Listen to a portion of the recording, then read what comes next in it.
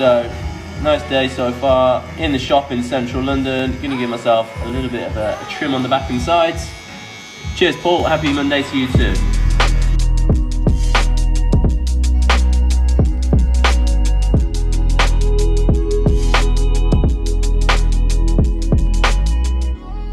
These past few months since I've just been locked in the house, I felt like I haven't really been working out properly at all. Like I just haven't been able to get like a proper sweat on. Whenever I've tried to work out, I've always just felt super tired. Even when taking like a pre-workout, I just haven't had any energy about myself at all, and just haven't properly worked to sweat up.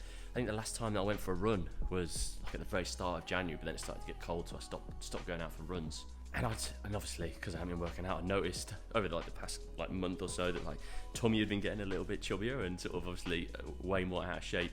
But then I was editing the vlog yesterday, and I noticed that for the first time that my face started to look a little bit chubbier. So I was like, okay, well we definitely need to take some steps of action. That I went for a run this morning. Oh my God, I did just under 5k, and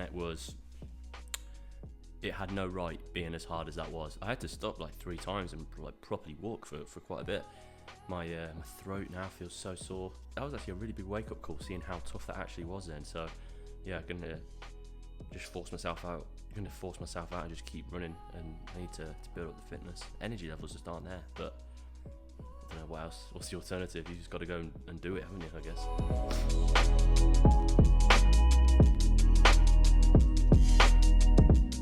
I would imagine it's all a little bit quiet around there at the moment, isn't it?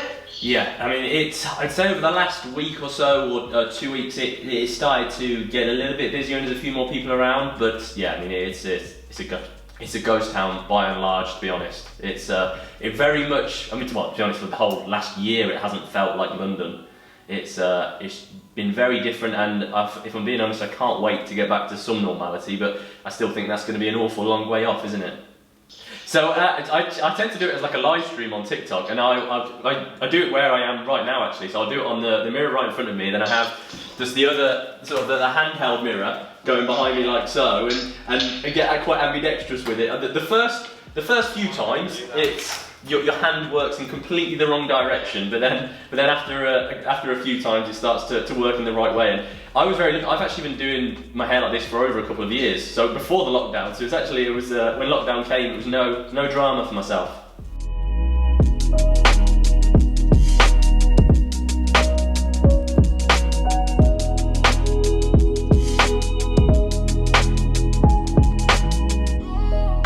Went and did the 5k run this morning, and you know what, I don't know what's up with me. It took me so long to do this 5k, and I was just exhausted doing it. I stopped twice. I finished the run. I got back home and chilled out on the chair because I just felt like I couldn't even do anything. Like normally after a run, I'll feel like so energized and feel great. It almost makes me feel as though maybe I've actually had COVID, not known that I've had it, and now I'm dealing with the sort of the exhaustion and the after effects of it. I don't know whether it's that, or whether it's because now I've got into such a bad habit of staying up super late, and then because now with Luna, the puppy, she gets me up every morning, so I go and take her out first thing in the morning. So I don't know whether it's exhaustion from COVID, or whether it's that I'm getting so little sleep by the time that we go to sleep, and then the time that I wake up it's very short. So I don't really know what it is.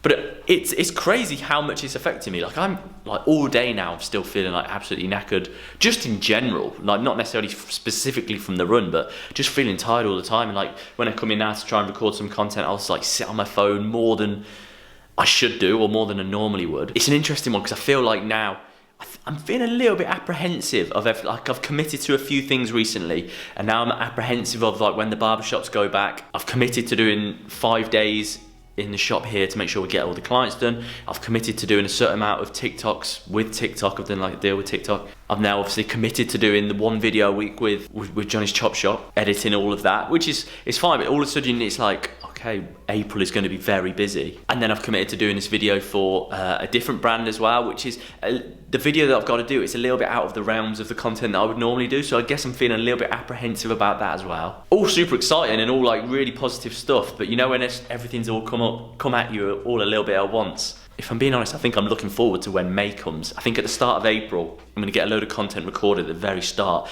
And then I think I might then pay an editor to go and edit it all down, because that's the thing for me that takes the most time. Editing all the videos is where it really is quite time consuming for myself. So I think I'm going to record a good few men's grooming weekly at the start of April, send them to someone to get them edited. I'll still edit the vlog, I'll still edit the shaves because they're fairly okay to do, and vlog it sort of is the nuances, and you need to get it turned around pretty quick. And then with the content that I'm creating for Johnny's, I might have to pay for someone that first month to get that all sort of done, to make sure that it takes the stress off me from doing that. But it's like, well, but the reason then why it's stress is because I'm doing all of these extra haircuts, but then I'm having to pay for someone else to do the work which I could be doing, because I'm earning money by doing the haircuts. And it's like, I could just do less haircuts and then not have to pay for the editing. So it's like I'm making myself busier for the sake of being busier.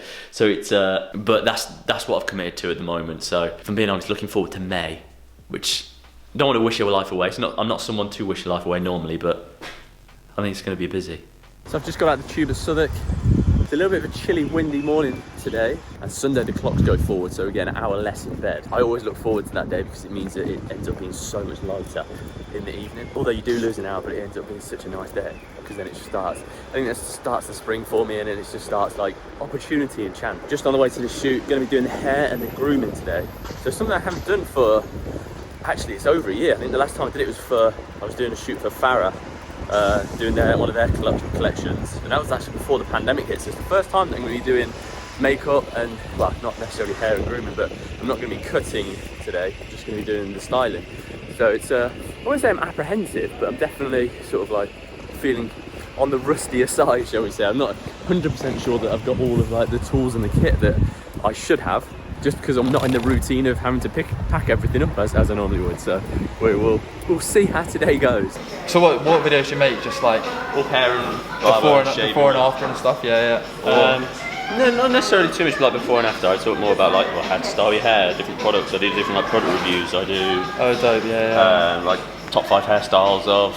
I would look at that. Sort of stuff. Yeah. So, I would watch that video. Yeah. So that's what I post. Yes, I've been doing that for a couple of years, and it's good fun actually. I've enjoyed it. It's now over the last year or so, it's really started to take off now. So it's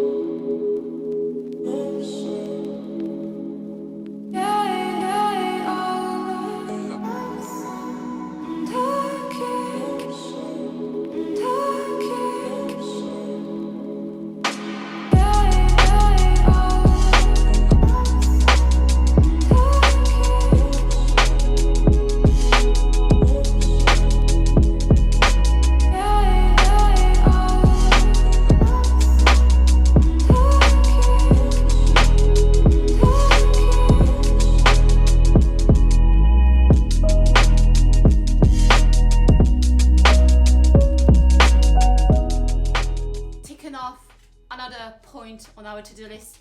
On Sunday, we're gonna wash Luna. here she is. Here she is. Here she is. Oh, she loves it. She's going in now.